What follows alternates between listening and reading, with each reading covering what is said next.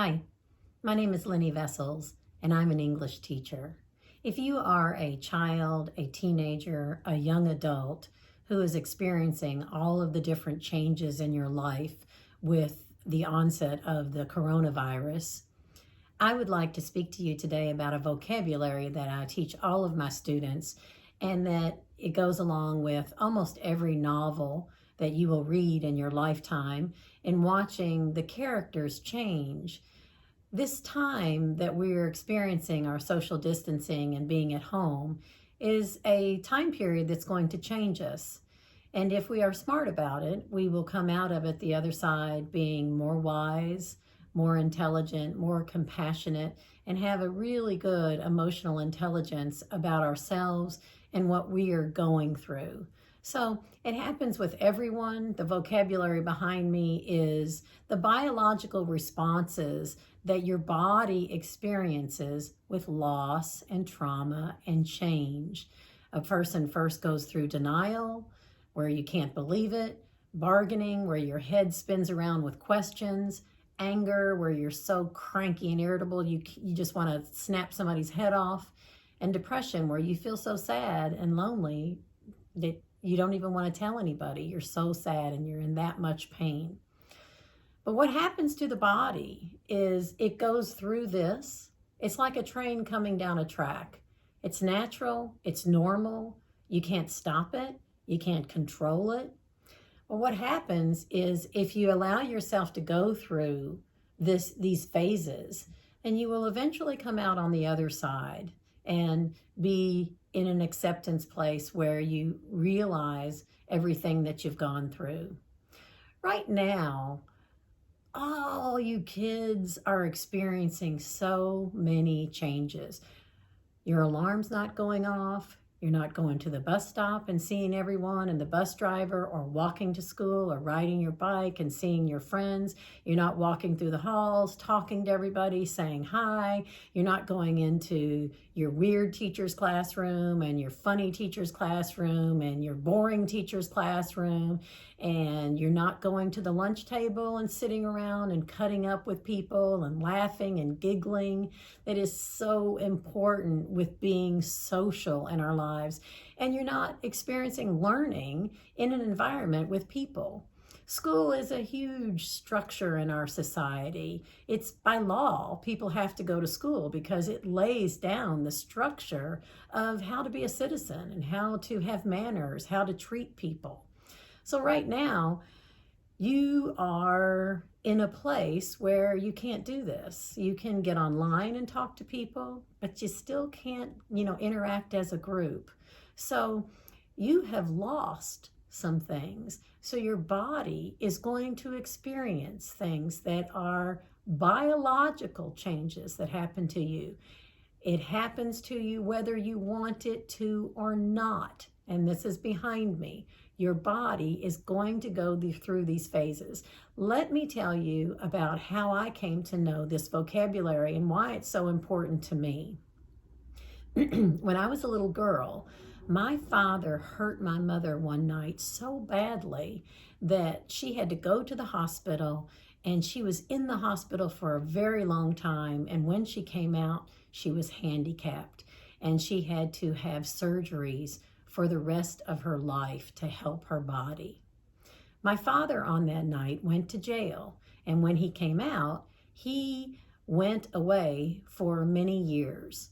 I lost my home that night where I stayed and the school that I went to. So in the blink of an eye, I lost my father, my mother, my school, my home, all my friends, everything. I was in a different environment for a time before I went back. When I did go back into the second grade, if you can believe this, not one single person in my entire life spoke to me about the incident that had happened in our community. It was on the news, everyone knew about it, but no teacher, no one at school, no one in our neighborhood, no one at my church, no family friends, not even my family talked about it. So when I went back into the second grade, I was a mess. But I just went back, and I was in a period of what I call the fog for about 4 years, from 7 to 11 years old. The fog is a place where you just are in shock and you can't believe that something has happened. And it doesn't go away. The body just stays in shock. All right. I felt like during that 4 years, when I looked back on it, that I was dragging a dead elephant through mud. That's how my life felt. It was just a dragging, depressing fog I couldn't see through. When I went home at night and put my head on the pillow, my head spun and spun and spun and spun. This is called the bargaining period, where you have all these questions. Why did this happen? Why did this happen to me? What if this has happened to this? Does my father love my mom? Did he not love my mom? What's going on? Why did this happen to me? I didn't experience it in questions as much as I did as my head was spinning and I could not sleep. So I spent a lot of my childhood with sleep deprivation because I was so anxious. When I came out of that 4-year period of the fog, I was angry. I was very, very angry. I was shoplifting. I was cheating. I was lying. I was fighting with my fists. I was rage-filled. And I was very fortunate to have a principal come into my life and ask me what was wrong. I told him, and he helped me take my life from a negative place and push it into positive. So I was able to have a very good high school life. What happens after you go through the anger phase is you are in a depression. You have a period of sadness over what has happened to you. And that did not come to me until I was in college and I had a boyfriend break up with me. And I got into a place where I was so sad, I couldn't get out of it. And someone gave me a book that had this vocabulary in it. And what it let me know is when I was in that fog, that was perfectly normal. My head spinning, perfectly normal. When I was a rage-filled kid, perfectly normal. And depressed, since I had not healed the harm that my father had given to my mother, when this boyfriend broke up with me, I went through a depression, and it was just like that all came back at me when I was a kid. I couldn't get out of it. I did not know that this is a train coming down a track.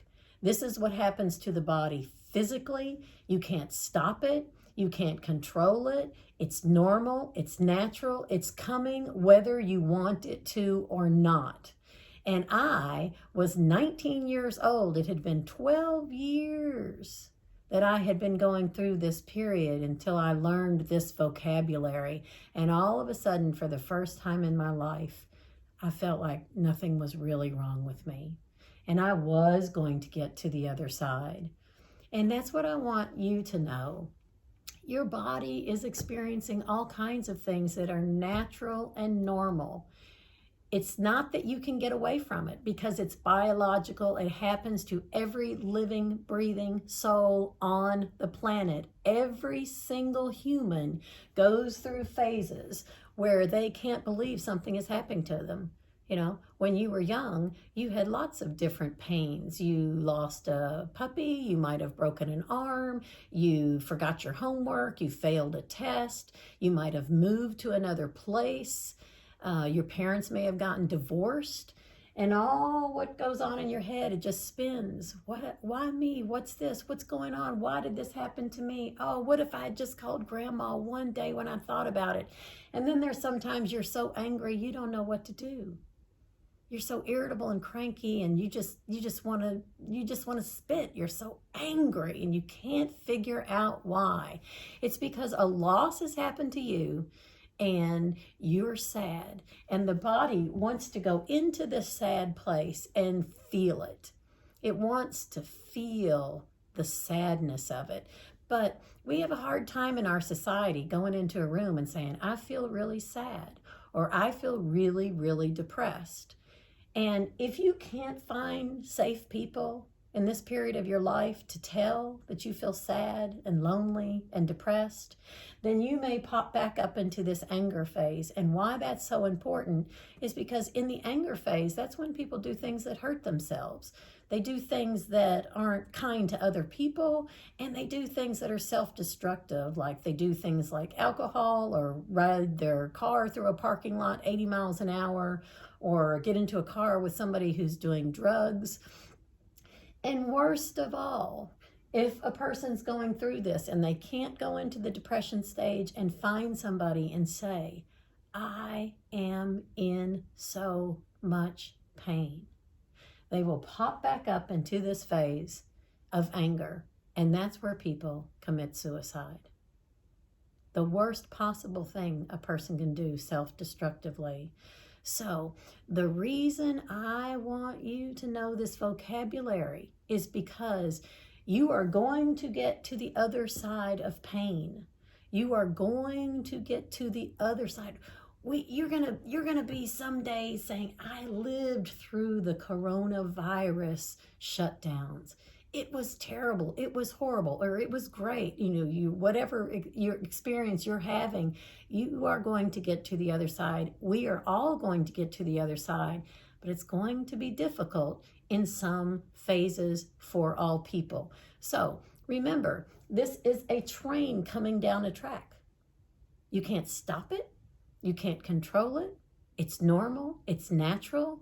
You are going to get bowled over by that train if you don't accept it. The great thing about learning this when you're young is that when you're in these phases, you know it. You know why you're angry. You know why you're depressed. You know why your head is spinning. You can say, this is normal. This is natural. There is nothing wrong with me. This is a vocabulary that we don't teach kids in a classroom, but it's in every novel that you will read, every good novel that has a character develop into a person of character. And that's what this time is. We're all going to develop a character, and we're going to come out stronger and wiser on the other side with a very high emotional intelligence. If you know that you're in these phases, you can feel it through and you can accept yourself. You don't have to feel bad or wrong for being in any phase that you're feeling. And you might even figure out words to attach to it and say, I'm still shocked. I can't believe this is happening. Or, boy, my head is spinning and I can't figure out this or that. And, oh, I'm so angry. I can't, and I feel really sad. I lost my friends, everything I was doing with everybody, it's just gone. It's just vanished. I'm not giggling like I used to. Giggling is so important. Laughing is so important. So I will check back in with you and we will talk about this more. This is the vocabulary that you need to know for this time in our lives. And I hope you're doing very well.